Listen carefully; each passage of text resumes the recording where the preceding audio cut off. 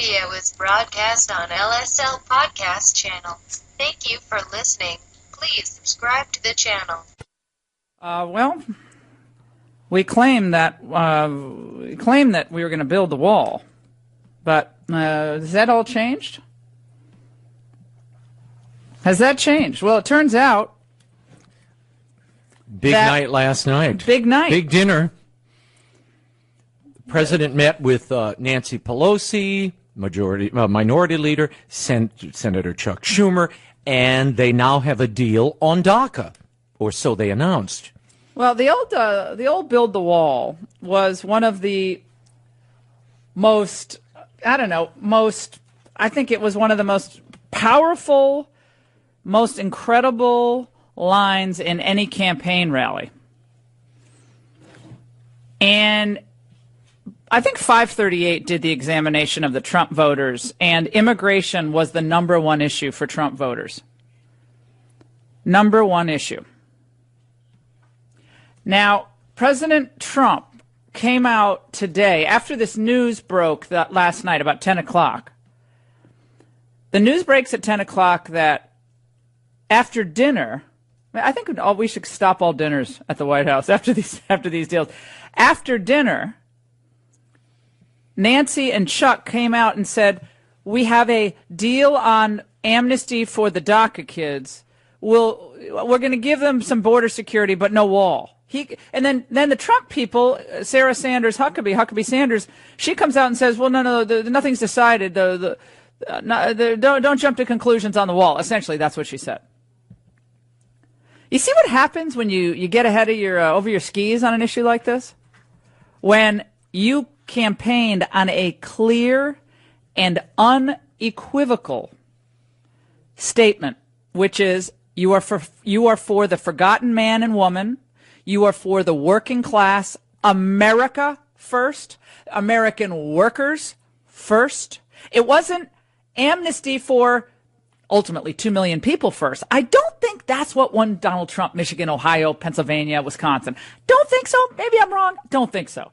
So he goes all across the country and he campaigns on the wall, campaigns on getting rid of DACA, all of that. Campaigns on renewing the economy, the forgotten man and woman, you'll be forgotten no more.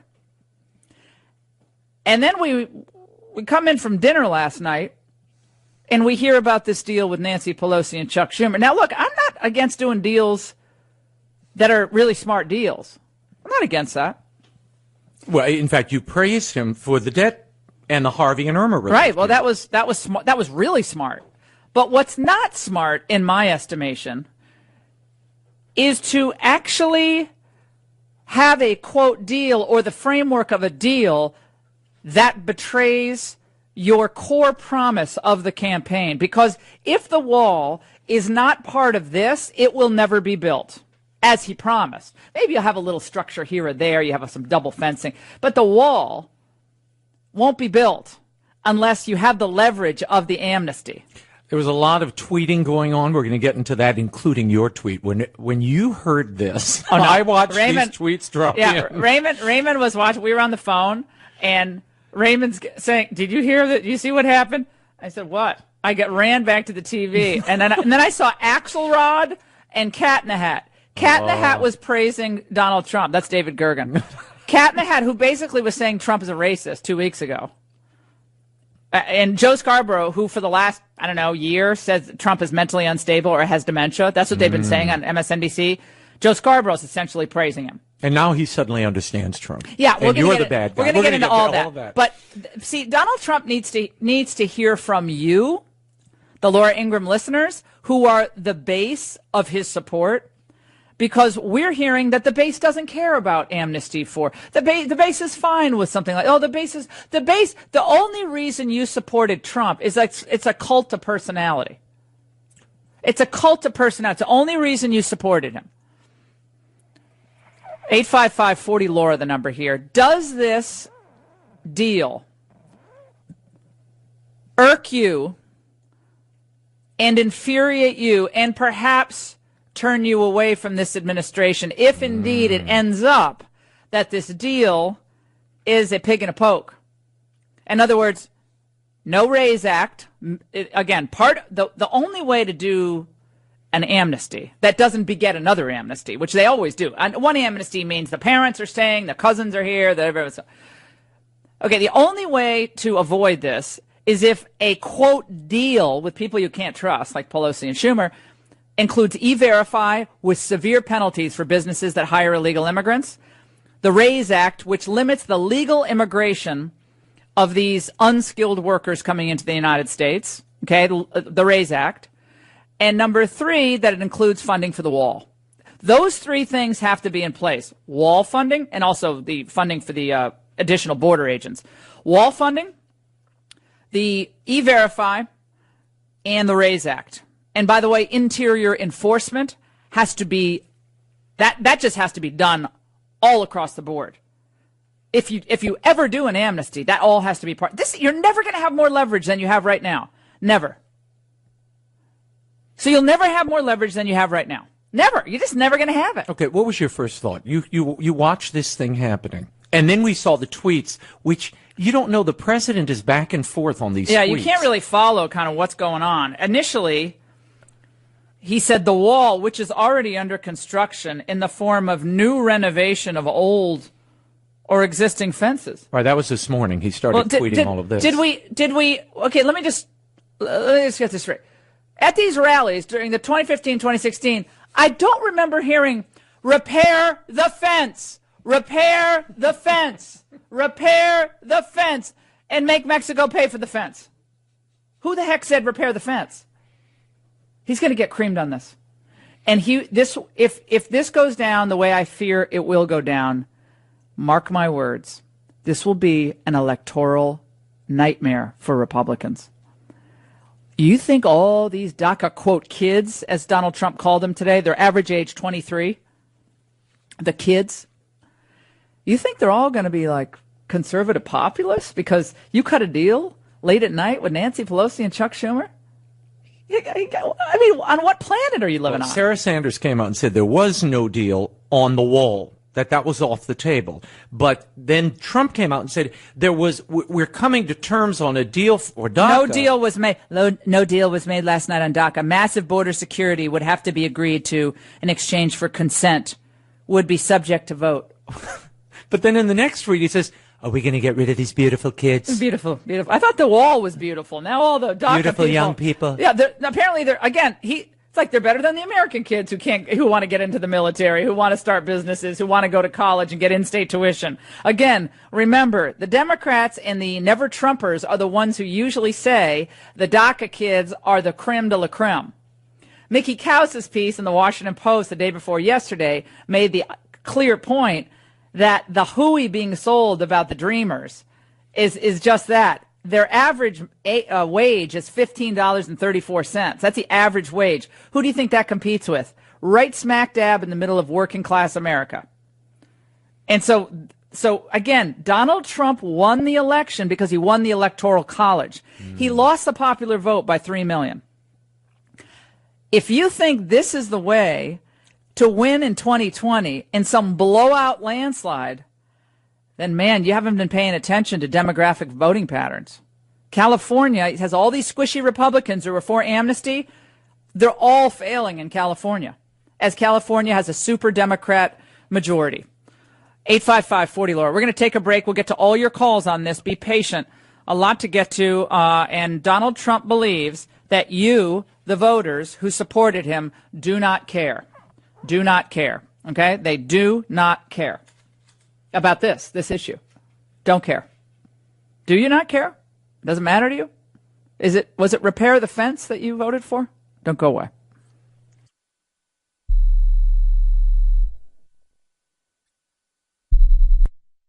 I'm sure every one of my listeners understands the importance of oral care to your overall health. There's no denying the connection. And I'm also sure that many of you have a sensitive mouth or gums. And sometimes you have painful canker sores or, sadly, maybe even painful sores from something like chemotherapy, from cancer treatment. And what you may not know is that your mouthwash, especially if it's one of those brands that really burns, it may be making things worse.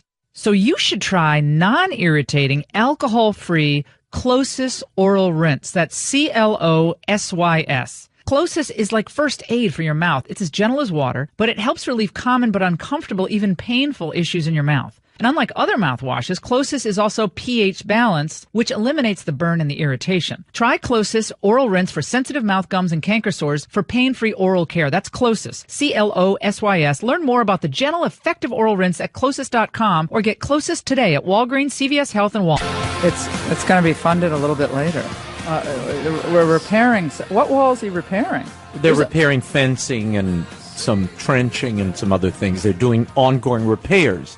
Now the question is, does that constitute an equal the wall? Well, okay. Last night I heard this, and I said this could be the ultimate betrayal of the base of the Trump support.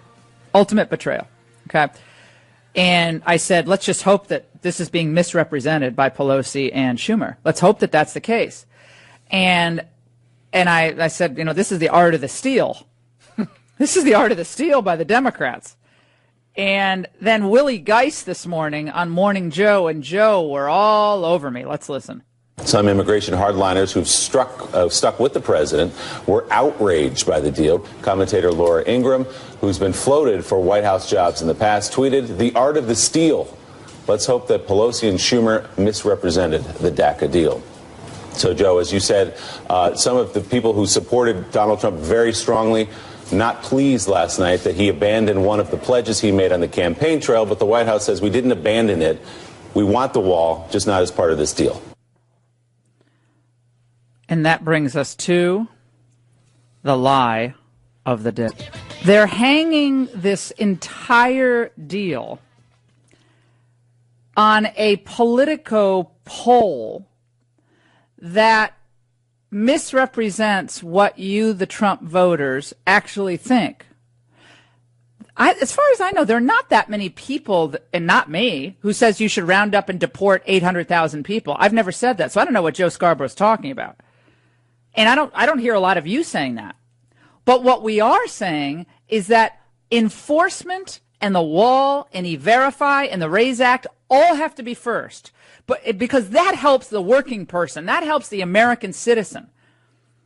And we're saying if you're going to do an amnesty to help the non-citizens who are here illegally, you have to help the citizens first. You want to ask a poll question that includes all of those elements? I'd love to see that result. But I called it a lie because it's like, that's not the point. It's a red herring. Nobody's talking about rounding up 800,000 people. What we are talking about, do not try to sell us a concurrent amnesty with a promise of enforcement and a repair of the fence. We've had that for years. Remember in 2011, as I was just reminded, they hired an audiovisual company, or were supposed to surveil the border. They were supposed to build a wall back in the George W. Bush days. Never happened. If that wall were in place, which was funded, by the way, by the Congress, I was there, I remember they voted on it, Trump wouldn't have had anything to run on. But the fact is, he did run on this. The people expect a big, beautiful wall. And look, every line's lit up, by the way. Let's go to Chris in Utah, line 2. Chris. Yeah, morning. I voted for Trump. The number one reason I voted for him was for the immigration. I want the wall. I want it to be seen in space, like the Chinese wall. I want American children to have their dreams. I'm tired of it. And he's good for well, he nothing, says, but Chris, he says they were going to repair the fence and that they're building parts of the wall later. He's got some prototypes he's going to try. 4 different prototypes of the wall. Chris isn't buying this. I'm very, very angry. And I think we have another Joe Scarborough who describes what the Trump voters really think, and that I don't understand the Trump voters. Let's listen. It's so funny listening to Steve King acting like Steve King understands what the Trump base is, and Laura Ingraham understands what the Trump base is, and all these other people are making the same mistakes that the mainstream media have made for years. Well, if Trump does this, then his base goes away. Right. And now they're the ones doing it, and what they're going to find is the Trump base is about Trump. Right. They are going to stay with him come hell or high water. she went on to say, because it's a cult of personality. I don't understand the Trump voters. I talk to them every day. Joe Scarborough doesn't. He talks to the Manhattan elite. Well, Joe Scarborough said that Trump was going to lose. He was psychopathic. Mentally unstable, has dementia, is a racist, is anti-immigrant. So if Donald Trump tries his best to curry favor with the elites who frankly want him impeached or want him out so he can clear the way for a more establishment-style Republican, then go at it. But you won't win re-election. Not without these energized conservative populists. Let's go to Sarah in Virginia, line 4. Sarah's referring to the tweet that says this: does anybody really want to throw out good, educated, and accomplished young people who have jobs, some serving in the military? Really? Now, I think he's responding to my tweets this morning because I was hitting him pretty hard. First of all, you can't serve in the military. Overwhelmingly, you can't serve in the military if you're here illegally. The only people who can, it's a very small subset, people who act as interpreters, who have a very small exception. It's about 800 people out of the nearly 1 million. Go ahead, Sarah. Hi, yeah, he's using the language of the Dems. He's using the language of the Dems. And as Raymond would know, since he has a high schooler that just graduated, take a look at college admissions in Northern Virginia these days. You're not going to get into a top college unless you are a first generation or a minority. And DACA kids are getting full rides to universities. They're taking they're getting. And I have a question. When do we get amnesty? Good point. We'll take a break on the Laura Ingraham Show. A lot more to get to. Congressman Tom Reed was at that big bipartisan dinner. President this morning on his way down to Florida. He set the base on fire last night after meeting with Nancy Pelosi and Chuck Schumer. They came out of that meeting, a dinner meeting, with a statement that they basically came to an agreement about amnesty for the so-called DACA kids, average age 23, in exchange for the promise of border security, but no wall. I can tell you this. My texts were they're on fire. Texting me, people, ultimate betrayal. Oh, people go on and on and on and on and on. I tried to tell everybody to calm down. We'll see. Sarah Huckabee Sanders, who's very sensible, came out and said, no, nothing's been decided on the wall. Everyone's getting way ahead of themselves. And then the president also this morning said, in a tweet, well, no, there's no agreement yet. It's got to be massive border security. I don't know what massive border security means. But then he talked about repairing fences. And I don't think people aren't liking this so far. Before we talk to Congressman Tom Reed, I can't wait to talk to him. He's from New York's 23rd District. He was at that bipartisan roundtable yesterday. He's going to give us some insights as to what he heard and saw. I want him, because I know he's on the line, I want him to hear from a few of you. Barrett in Washington State on line 3. Barrett. Laura, this is the most absolute betrayal. You thought that George Bush's read my lips, no new taxes? This is 10 times that on steroids. I guarantee it. Rob in Connecticut, line 2. Rob, go ahead. Laura, I just want to say that we shouldn't be surprised, because all during the primaries we had, quote, lying Ted telling us that Donald Trump is lying about the wall. He's lying about amnesty. And we were laughing at Ted Cruz. We should be apologizing to him right now and saying, thank you for warning us, and we're sorry we didn't believe you. Dave in Florida, line 1. Dave, go ahead. Do you talk about amnesty for the dreamers? Well, the only thing that should be done if that happens is what has been talked about, that, hey, if they do get amnesty, they never have the right to vote. They want to have the right to vote. You get in line and be a legal immigrant, not an illegal, because, hey, there's no reason to break law or reward lawbreakers. And you talk about wall prototypes, go to Israel. I've talked to people that have seen that wall, how it works and operates. That thing is efficient. Yeah, I've been to the, it's actually a fence, but it's monitored. It's obviously a lot smaller territory than we're talking about, but I've been there. And they have monitoring stations. It works, you're right. Enforcement works. Joining us now, I'm delighted he's with us. Congressman Tom Reed is a House Republican, of course, New York's 23rd. He attended the White House Bipartisan Roundtable. He's co-sponsor of something called the Recognizing America's Children Act. And he's going to describe that to us and tell us why that might be a compromise here. And he joins us now. Congressman, great to have you with us. How are you? Well, hello, Laura. Great to be on. Thanks for having us on. So, Congressman, before we get into your America's Children Act, you heard the callers. one after the other. There are a lot of liberals who never wanted Trump to be elected, including Republicans, over the last 12 hours or so, who are out there, dancing a jig. They're so happy about this Dreamer amnesty deal. They're thrilled. But, 2 weeks ago they were saying Donald Trump was mentally unstable and a racist. So I tend to think my listeners, who all turned out in droves for Donald Trump and helped him get elected in key states like Florida, Ohio, Wisconsin, Pennsylvania, that they have a pretty good pulse on the way the Trump voters feel. But your response to what you just heard. I mean, and by the way, that's not a selected. This is not this is a representative sample of the people calling in, overwhelmingly infuriated by what they're hearing. Well, Laura, I can share. When I was in the room with the president yesterday, talking about the issues of tax reform and immigration came up, it was clear to me he's still committed to the wall, but at the same time, he's looking to disrupt Washington and get things done. And that's where, when we talk about border security, maybe there's two phases to this negotiation. What President Trump, and I supported him, one of the early endorsers of him on the Republican side, I will tell you, he's disrupting Washington, D.C., and he's putting deals together to advance the ball, and he's going to fight many fights to accomplish everything he set forth to do. Well, I always hear about phases, and there's going to be two phases. But we know from the past attempts at immigration reform, the American people didn't buy the idea of amnesty before enforcement. In fact, that's what sunk the Gang of Eight bill. That's what made Marco Rubio ultimately back away from his own bill, and you remember that as well as I do.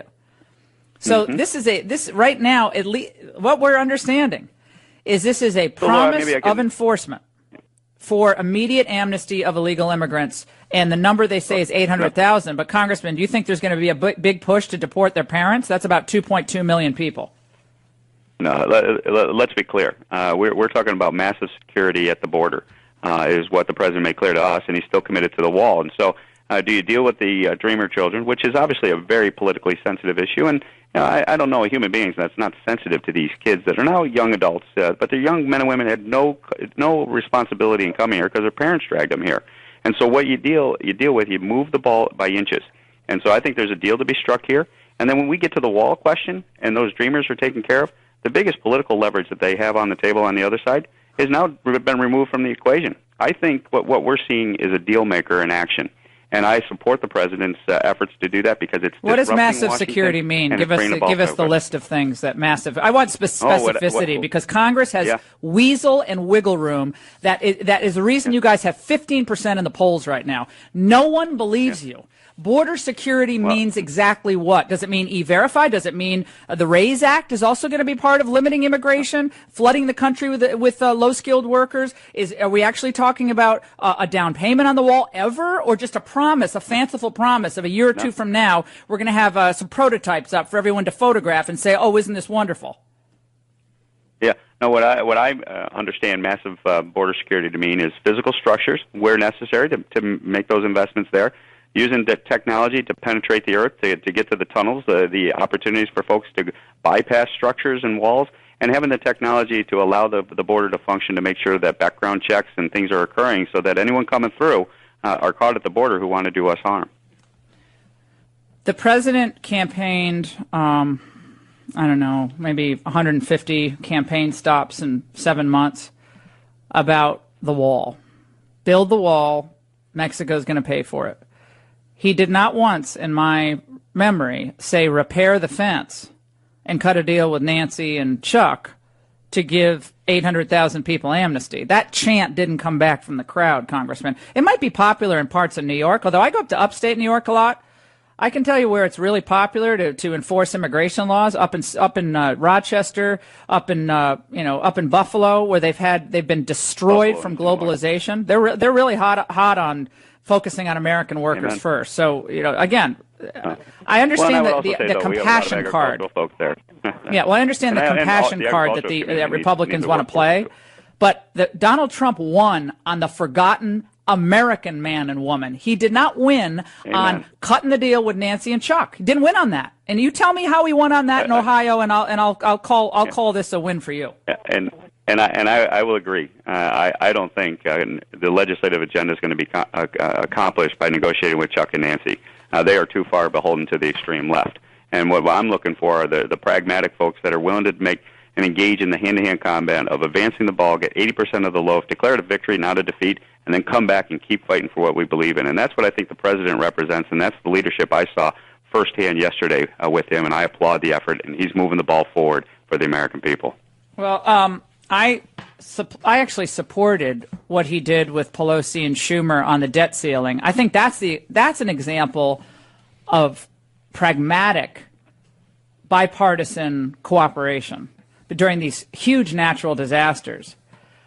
But in August of 2015, Donald Trump said they have to go, talking about the Dreamers. They got to go. I mean, I know everybody wants to be here. They come here and they're like, well, I'm in school. Well, I'm in a community college. Well, I get that. The whole world wants to come here. But the American workers who have seen wages flatline for the past 16 years relied on the word of this president on the critical issue of this election, which was immigration. The 538 blog said immigration was the number one issue for the Trump voters. And it remains one of the top issues for the Trump voters.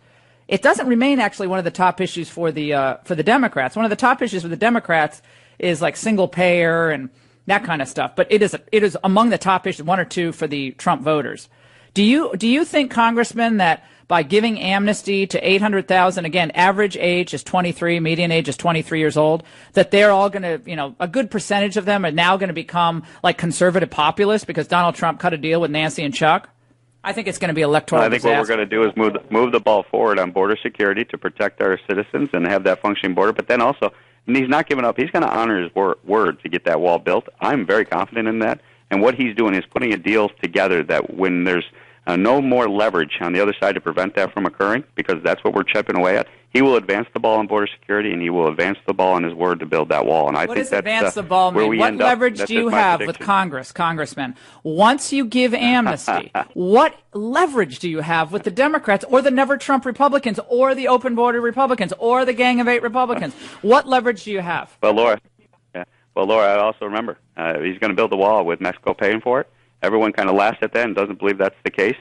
There's a lot of things in motion. I sit on the committee negotiating the trade agreements across the world. NAFTA's on the table. These things are all in motion, and these will be leverage points now that can be brought to the table to force that funding so that that wall can be constructed. And now we're in a much different political dynamic. We got to be thinking 3, 4, 5 steps ahead, and that's why I applaud. I am. I'm thinking of 2020, Congressman. You know what I want? A blowout election. I want Donald Trump to win in a 1984 landslide. That's what I'm all about. Amen. I'm about winning in a landslide. That's what I believe. We deliver things like tax reform, and we deliver things like what we're doing on immigration. At the end of the day, that's what the judge will be, and I agree with you. That he's going to honor that word, and he's going to have the ability to be in that position to have that blowout win. Congressman Tom Reed, we really appreciate your joining us. I know, I'm hot on this issue, but you're great to come on. I really appreciate it. Thanks so much. All right, and you're doing good stuff on the invite. You're doing great stuff on trade and the tax reform, that's for sure. Well, I guess we'll see. We'll take a break. 855-40-LAURA. Oh, after the love is gone. Should we get that music ready? You sent a clear message to the media and the political elites last fall. You wanted new leadership that focused on the middle class, not the political class, on your lives, not theirs. Well, they didn't get the message. They've been working hard since Election Day to block the voice of the people and help Democrats regain control of Congress. My friends, that cannot happen. You voted to drain the swamp, to take money and power away from Washington, D.C., return it to the hardworking people of this country. Well, we better do that. To moms and dads struggling to make ends meet, young workers trying to save for their future. My friends, small business owners looking to grow and hire employees, we all have to go to the website, taxcutsnow.com. Send a letter to your member of Congress to support tax cuts. That's taxcutsnow.com. There's no exceptions, no wiggle room. Get these tax cuts through. Put the pressure on Congress. Go to taxcutsnow.com. That's taxcutsnow.com. The best way to avoid a Nancy Pelosi-led Congress in 2019, go to taxcutsnow.com. You are listening to the Laura Ingraham Show. Donald Trump on his way to Florida said, no worries, McConnell and Ryan are for this DACA amnesty. No kidding. No kidding. They're also at 15% approval rating, in part because they are for amnesty like this. One amnesty begets another amnesty, begets another amnesty. We found that with Simpson-Mazzoli. We stopped it in 2007. We stopped it in 2013. And Donald Trump was elected in large part because the people believed finally they had a champion for the forgotten American citizen who had been left behind in this conversation among the global elites who want to show everybody their compassion. Meanwhile, the American citizens left to fend for themselves. In overcrowded public classrooms, in emergency rooms that are littered with people who will never pay, and trying to get into colleges only to be jockeyed out of position by illegal immigrants who get special benefits or foreigners who come into the United States and get special access. The American citizens, forget it. Well, you'll never get an amnesty. There's no amnesty for you. You just have to get like 3 jobs to make it today. I'm torched. Nick in Georgia, line 1. Nick, go ahead. Man, Laura, I'm going to give you a lot of credit because you're being very fair about it. You did say to everybody that you would call him out when he messed up, and if these things are true, he deserves every bit of criticism. He deserves the base to come down hard on him because you aren't getting anywhere with Dems and Schumer and Pelosi. More importantly, I think everyone realizes this is our Hail Mary right here. I've said it before. You got to go out and support any Senate candidate running Primary against challenge. incumbents, the most border hawks. Yep. Absolutely. And more importantly, people start using, since he pays so much attention to it, I've already done about Twitter. 7 different articles to Donald Jr. and Eric, because they're the only ones who hopefully can come by at Ivanka. And Okay, I got your point. We got to go on. We got a lot of people on the line. Let's go to Chris in Indiana. Chris says no one should overreact. Chris, go ahead. Well, I'm hopeful. He knows the art of the deal. And when his own party wouldn't help him out, he had to go to the other side. But I will say okay, this. but Chris, go working with the other side. I have no problem with that. I praised him doing that on the raising the debt ceiling. That's pragmatic at times. But you don't work with the other party to sell your core supporters out. I mean, that's not working with the other party on a pragmatic path of conservative populism to focus on the everyman. That's working with the other party to prove Ted Cruz right. That you never believed in this stuff in the first place. You don't want people thinking that. And I don't believe that about Donald Trump. We'll take a break. You are listening to the Laura Ingraham Show, 855-40-LAURA. Donald Trump cuts a deal, or a tentative deal, with Nancy, Chuck, agreed to by McConnell and Ryan, he said this morning, to give amnesty to a minimum of 800,000 illegal immigrants, average age 23, average wage $15.34. The truth about DACA, not told by Connecticut Yankees like Joe Scarborough. Boy, you took him out of the South pretty fast, right? He moves up to Connecticut. He's not a conservative. Not a conservative. He wants to get along with the elites in Manhattan, and there's nothing conservative about that. How is it conserving America to flout the rule of law for the promise of border security? Why should we ever have to bargain for border security when we have Republicans in the House, Senate, and the President of the United States who made border security one of his preeminent promises to the American people? Why would you have to cut a deal with the Democrats on border security? Duh. Of course you're going to do border security. And of course, Mitch McConnell and Paul Ryan, which Donald Trump said today, of course they're going to be for amnesty. They're always for amnesty, which is why they're at 15% in the polls. And by the way, how many of you believe that only 12% of America thinks that illegal immigrants should be deported from the United States? So first of all, that's like a red herring question. It's also based on a political poll that's not a credible poll. Most of the Gallup polls, all the Gallup polls on immigration shows that overwhelmingly people want lower levels of legal immigration and they want the border enforced. It is more important for Americans as a priority to attend to the needs of the American worker than to give benefits to illegal immigrants by a margin of about 4-1. So priorities, Donald Trump's priorities, should it be DACA, DACA, DACA, or should it be jobs, jobs, jobs for American citizens, homeless veterans? Might there be a possibility, Laura, and I just hear me out on this, might there be a possibility, and every line is lit up so I'll shut up fast, that the president is doing a little jiu-jitsu here politically, that he's drawing them in, He's making promises that he has no intention of following through on with the Democrats. But it's a way of shaking everybody up, waking them up, and then he's going to say, you know what? My base is just not accepting this. You're going to have to pay. We're going to have to do a further payment on the wall. We're going to have to do that. It's the only way I'm going to get it through, or I can't move forward politically. Might that be the game he's playing here? He surely must know if you pull the rug of the wall out from under your base, they are going to react in a forceful way. What did Paul Ryan say last? We reported this yesterday. There was a story. Tom Tancredo, former congressman, said he was at a private dinner with Republicans, and Paul Ryan, Speaker of the House, says there's not going to be a wall. Wall's not going to happen. Well, he doesn't. Well, they don't want a wall. Do you think they're big business pals? Do you think all these agricultural? Do you think they want a wall? They want to keep wages low. They're disturbed that there's a little positive news on wages. They don't like that. The idea that wages are going up for the American citizen, that's not good. See, I actually think wages rising for middle-class Americans who have been hammered by globalization is the least we could do for them now. But where do the middle-class voters, the people I came from, where do they go to get amnesty for violating laws? Do they have any amnesty? Do they get a leg up in admissions and in-state tuition? Do they get some kind of special treatment going into the military? Donald Trump made a point today in a tweet saying, you're going to kick these good people out, and they're in the military. Illegal immigrants are in the military? First of all, they shouldn't be, number one.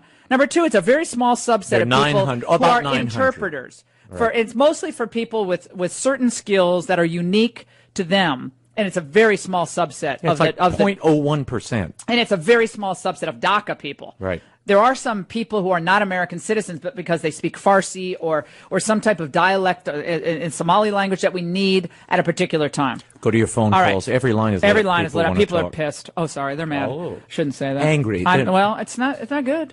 They're upset. Not good. It's a big, beautiful wall. Beautiful, beautiful wall. Rachel in Arizona, line 2. Rachel. I had a thought about, I'm a Game of Thrones watcher, and so when I heard this about DACA, I thought, well, winter is coming, and I'll get off the phone, but I voted for Trump for one reason only, and that was for immigration, and I'm thoroughly disgusted. Thank you. I appreciate it, Rachel. You know what I'm going to do with the calls? If you can keep your comments short about whether you agree with what Joe Scarborough said today. He's the elite mouthpiece of the day. When he's not calling Donald Trump a racist and mentally unhinged, he's praising him for an amnesty deal.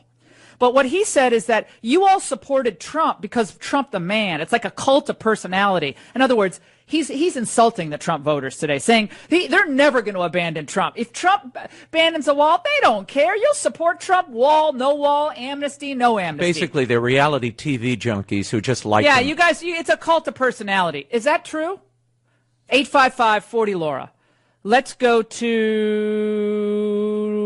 Marie in Florida, line 3. Marie. Laura, I'm responding to the president's tweet, and he asked if we wanted to throw out the good educated dreamers. The answer is yes.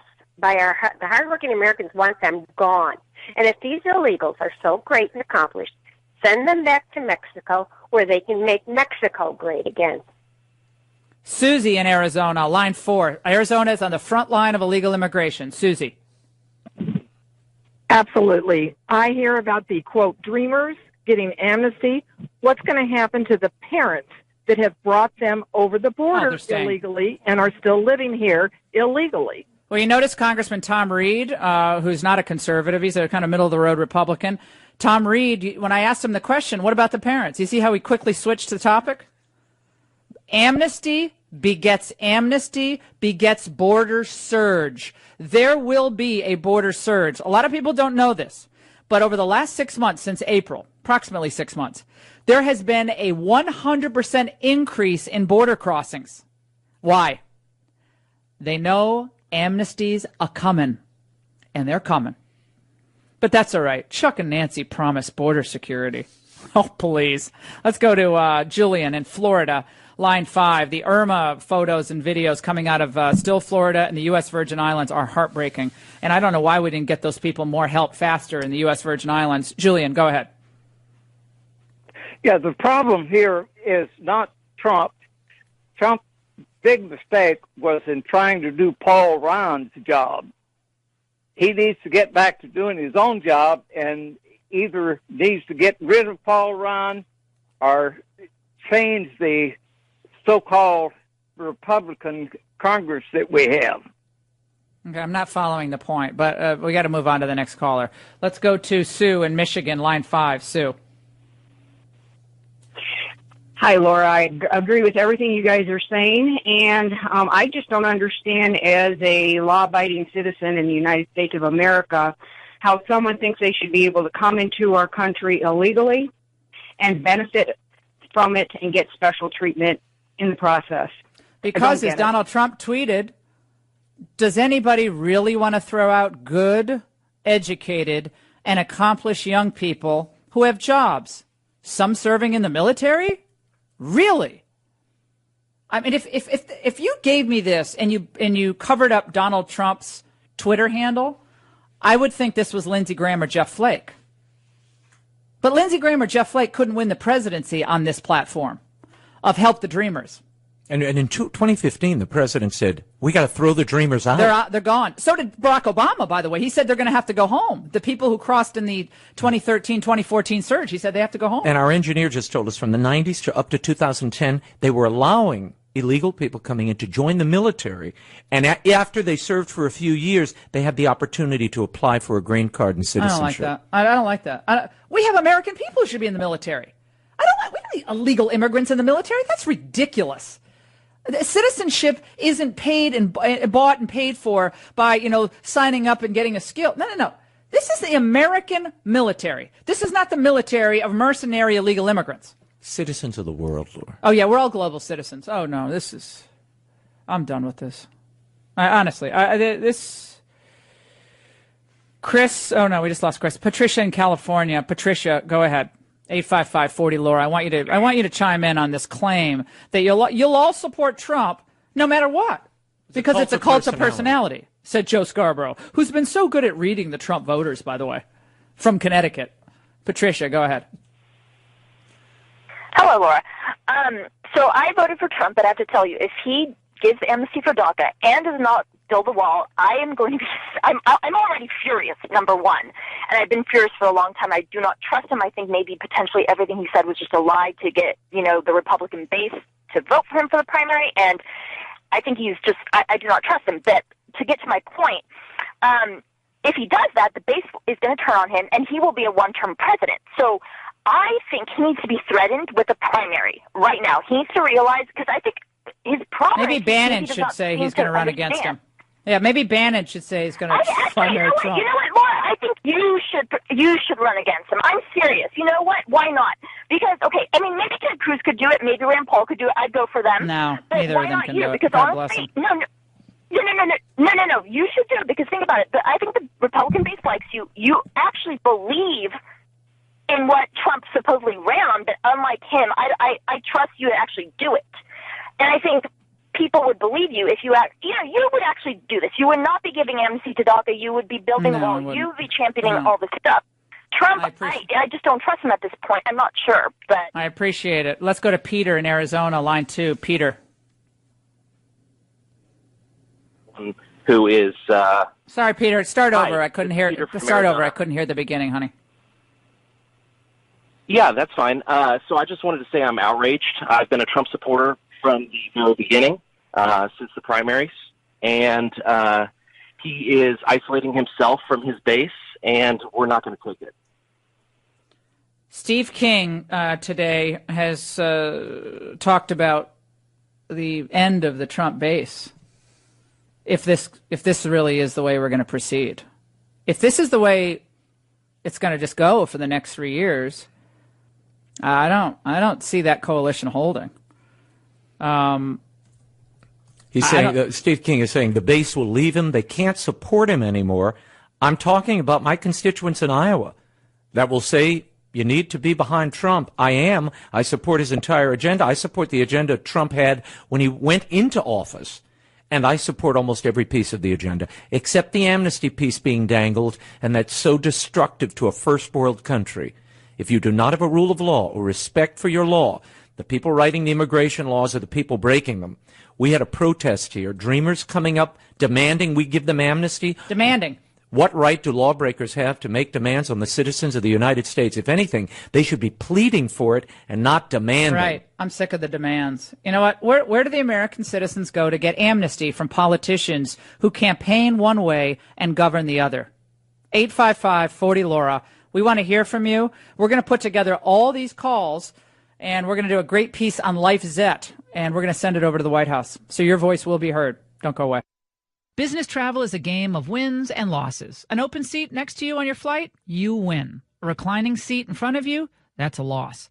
Buying your business trip at Upside.com, that's not just a win, it's a triple win. Upside has the absolute best available prices for flights, hotels, and rental cars. That's win number one. Win number two is how Upside rewards you with a gift card to places like Amazon.com every time you buy a business trip. And the third win is the amazing 6-star treatment you get from Upside's navigators, their customer service specialists. Navigators are instantly accessible 24/7 on the Upside app, even reaching out to you so you can avoid a problem before it happens. And I'm going to help you out right now. Go to Upside.com and use my code Laura, and you'll get a minimum $100 gift card to Amazon.com. That's code Laura for a minimum $100 gift card to Amazon.com when you buy your next business trip at Upside.com.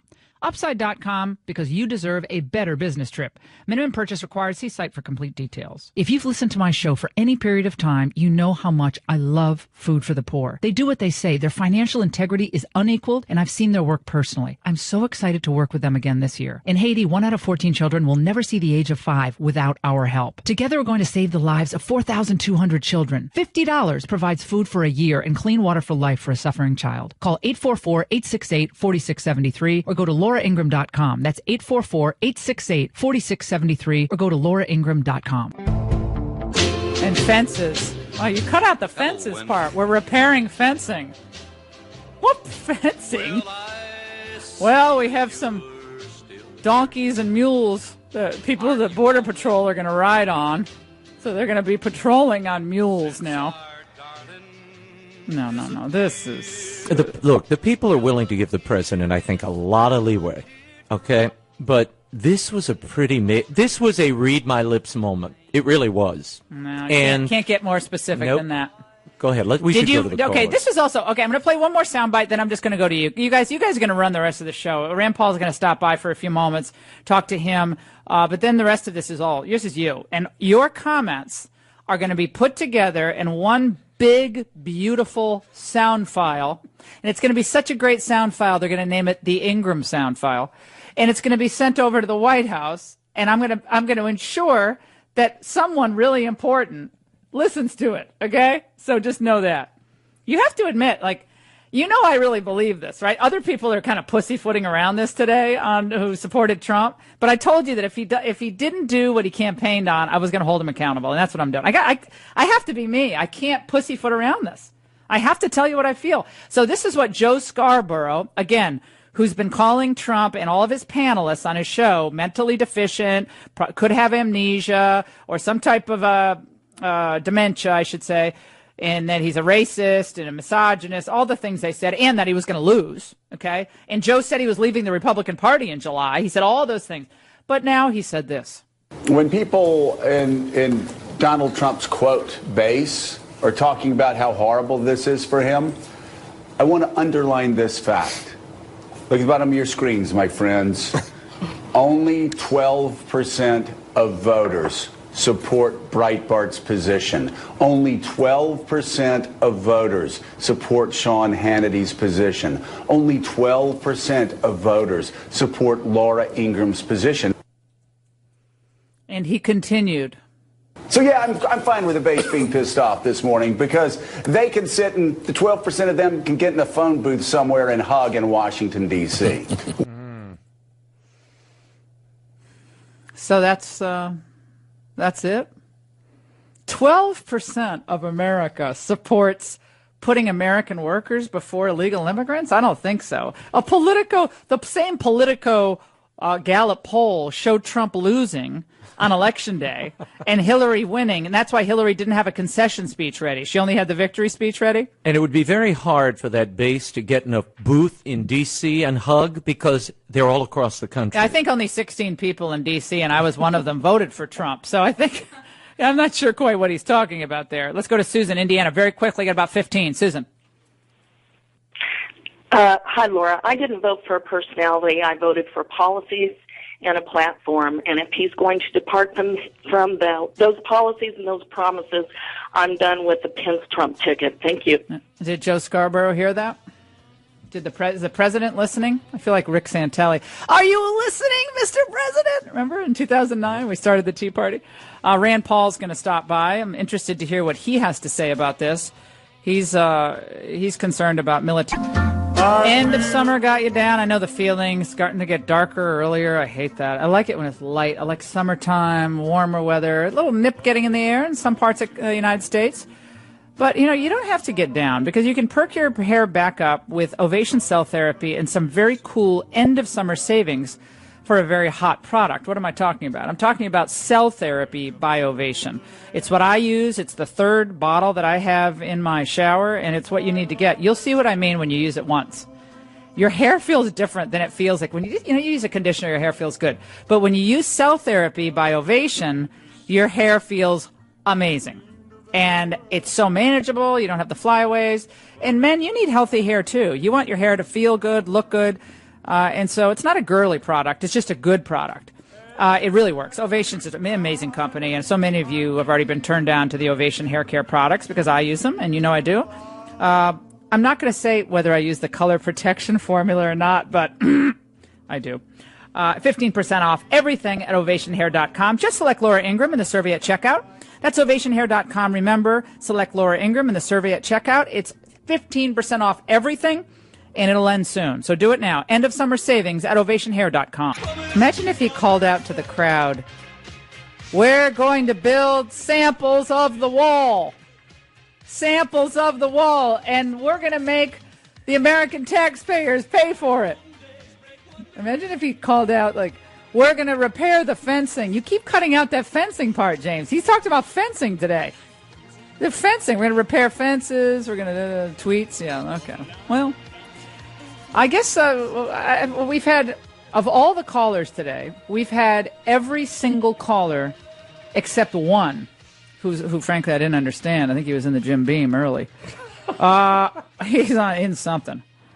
But only one caller wasn't outraged by what happened with this Nancy Pelosi, Chuck Schumer dinner. Joining us now, Senator Rand Paul, who himself has had didn't you play golf with President Trump at one point, Senator Paul? Wasn't there a golf game, as I recall? We have played golf. In fact, we're golfing buddies, and I think we'll probably play again. So what do you think about this deal on DACA, where there's, again, it sounds a lot like the Gang of Eight. You got a promise of enforcement, of some general idea of enforcement, with immediate amnesty. I think what we ought to be concerned with is something we call Potomac fever. And so I'm thinking maybe as a physician, I need to go over there and check the temperature of the president, make sure he's not caught this fever, which makes you forget your campaign promises.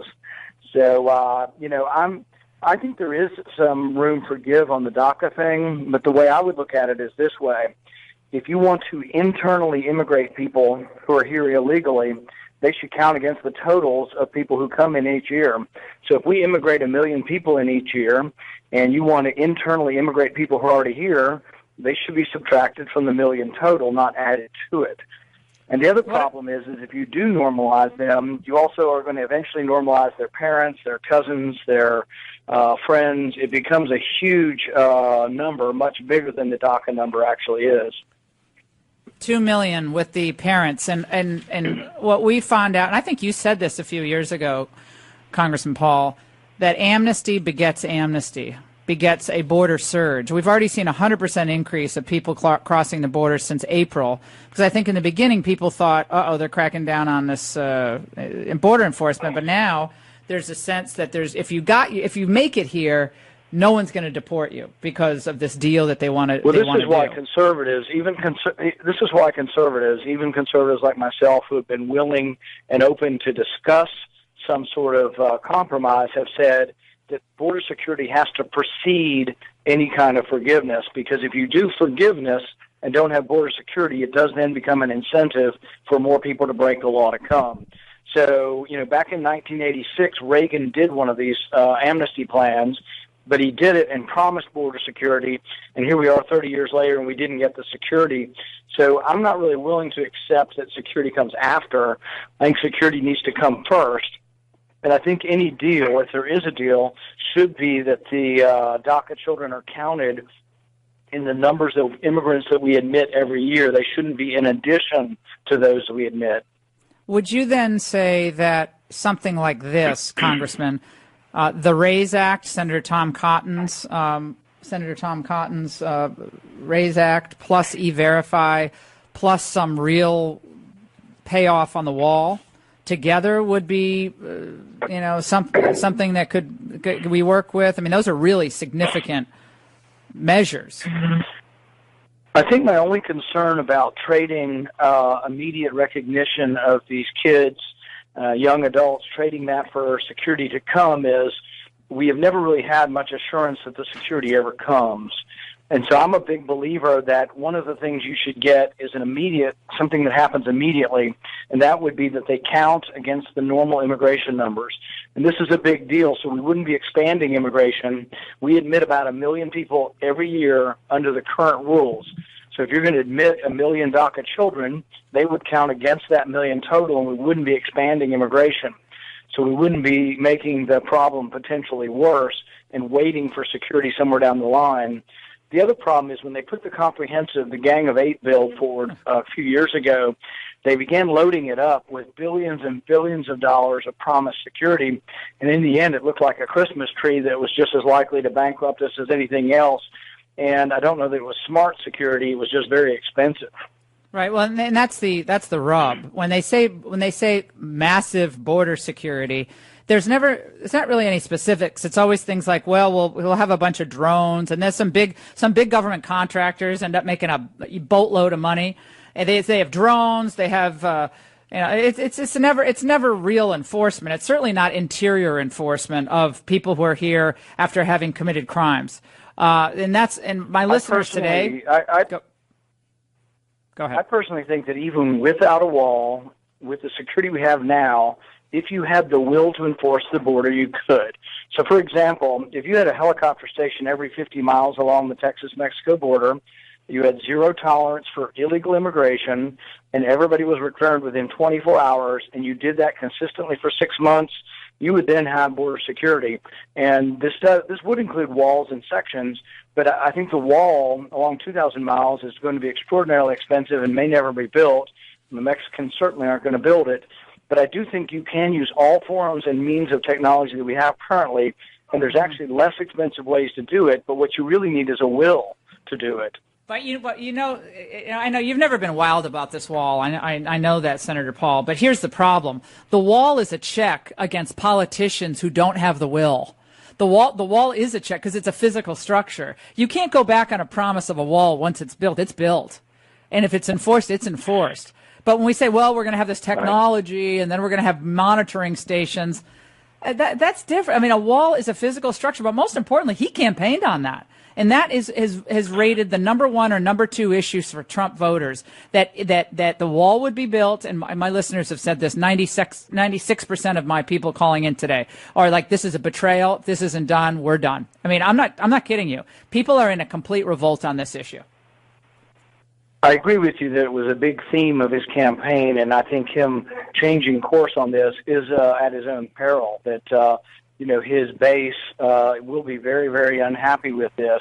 What I would say, though, is that really no matter what structure you have or no matter what security you have in place, you have to have laws that say that you can return people immediately within 24 hours, and you have to not release people to let them relocate in other parts of the country.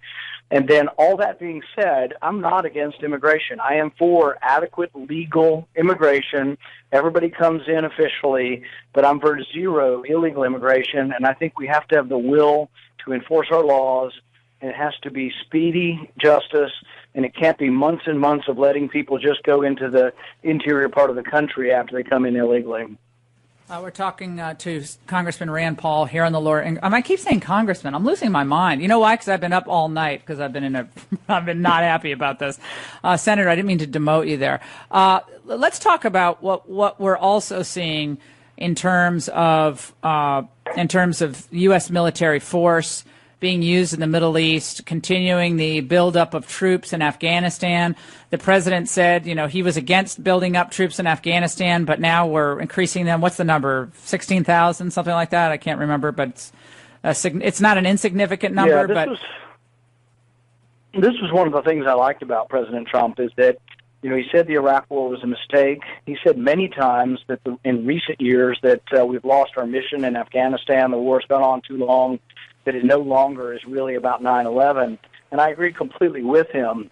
Even recently as a few weeks ago, he said his instinct is that there is not a winnable solution in Afghanistan. But instead of going with his instinct and his better thoughts, he has surrounded himself with people who have now convinced him that there is some kind of winning plan in Afghanistan. And look, President Obama put 100,000 troops there in 2011. And the Taliban scurries over into Pakistan, the country that we give billions of dollars to in foreign aid, then coddles them, does nothing about them, and then as soon as our troop levels go down, they come back to Afghanistan. The bottom line is the Afghans need to fight. We've given them $1 trillion worth of war over there. We've armed them, we've clothed them, we've fed them, we've paid for their gasoline for 16 years. They need to stand up and fight if they want their country. I'm tired of sending our young men and women over there. And so, I fought on the floor yesterday to force Congress to vote on whether or not we should be at war. Unfortunately, 2/3 of the Senate felt like we don't need to vote again and that the president can do whatever he wants on war. And I think that was a big mistake. Well, Senator Paul, I think you speak for a lot of conservatives, conservative populists, libertarians who've seen our blood and treasure spilled all over the Middle East. And what do we have to show for it? We have a Middle East in turmoil. We have a massive refugee crisis. We have a Christian population that has been driven from their ancestral homelands to be returned to rubble with churches destroyed, relics destroyed. And I guess we made some success in progress against ISIS. But ISIS grew out of our Iraq war, and I think Donald Trump was right. The Iraq war will go down as one of the worst decisions made by any president of the last 50 years. That decision to go to war in Iraq was one of the worst decisions ever. Here's the thing, Laura. One of the things that I liked about President Trump also is he said, we're going to rebuild America.